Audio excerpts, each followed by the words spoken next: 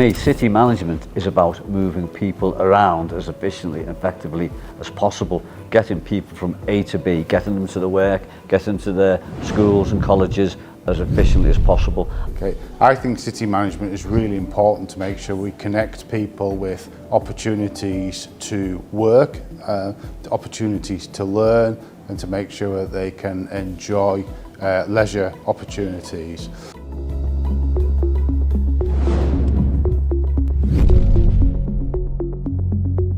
Chongqing has really impressed me because of the types of buildings, lots of really tall buildings, but they seem to have managed tall buildings and smaller ones, and it looks brilliant, absolutely fantastic. The important thing for me though is there's still lots of trees, lots of flowers, lots of greenery around.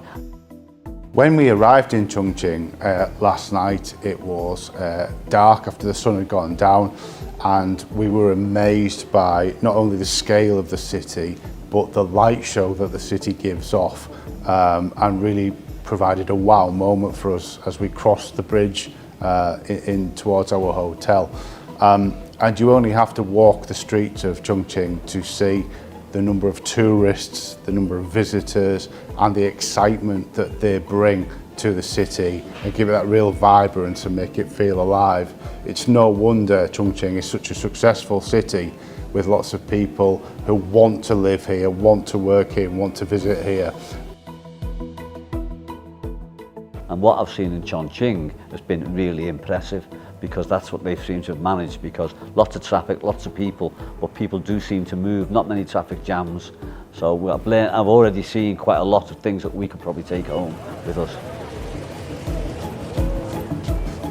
In the UK, a typical city like Liverpool, the Liverpool city region, has been built up over many hundreds of years, and the infrastructure can be often aged, and we need to modernise our cities by connecting people not only through digital means but through physical means with good effective transport to make sure they can access those opportunities.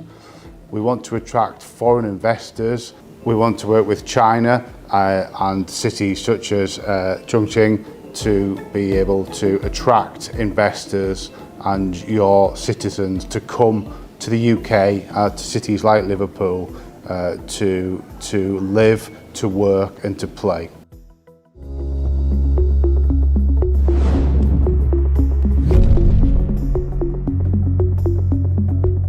We see lots of this conflict really, where people are sort of thinking protecting their areas now, not thinking about the future. The example you gave about a car park as opposed to something with AI, on me that's about trying to stop cars coming to city centres and developing other ways of moving people around. But Chongqing has done really well with that because of your public transport system. I suppose one of the issues that we often have right across the UK is where we have farmland, what we call greenbelt land, and yet we need to build housing. So for lots of residents who live there or in that area, they want to protect the green belt and the farmland, but then there's other people outside that area who want houses. So there's a conflict there, which is always difficult to resolve. But for me, you need to start thinking to the future and the people who haven't got homes, so you have to start taking some things away, which isn't always popular. That balance in your question is really important, and I think one example that really stands out in my mind, to use Premiership football, because we all know how popular that is in China, of course, right across the world, is Everton's new stadium at Bramley-Moore, where we've seen some historic docks that as Liverpool grew over hundreds of years, that land has now become redundant as shipping has changed. So we have built a new Premier League stadium by the river, and that whole surrounding area will now be regenerated with housing, with commercial opportunities. So we are rebuilding and regrowing the city to have a sustainable future.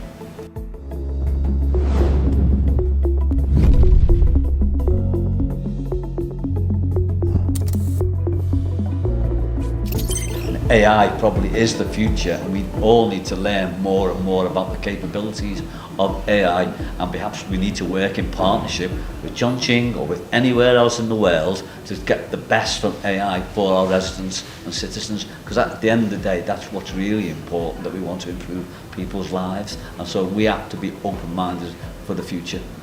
I think cities now have the opportunity, as we can gather more and more data on a minute-by-minute basis from many agencies, to bring that data together. And in Liverpool City Region we have a civic data collective where we have all the different public authorities who put their data into one central repository, and that allows us to use that data to shape the decisions we make for citizens going forward. So we can use the technology, use the data to design our solutions. I'm sure Chongqing has many examples of where it is doing that, and I know Liverpool does. So I really look forward to us working much more closely together to learn from each other and use the power of AI, data and our digital infrastructure to grow successfully. It's all about people, and that's what we started off talking about, is moving people around. So one word is the people. Liverpool City Region has a rich history of cultural events, and cultural events, not only Premier League football, because we have 2 Premier League football clubs in Liverpool and Everton, but events bring people together, culture brings people together. And I think if you look after people and create that environment, you can't go far wrong. So it's people and culture. Yes.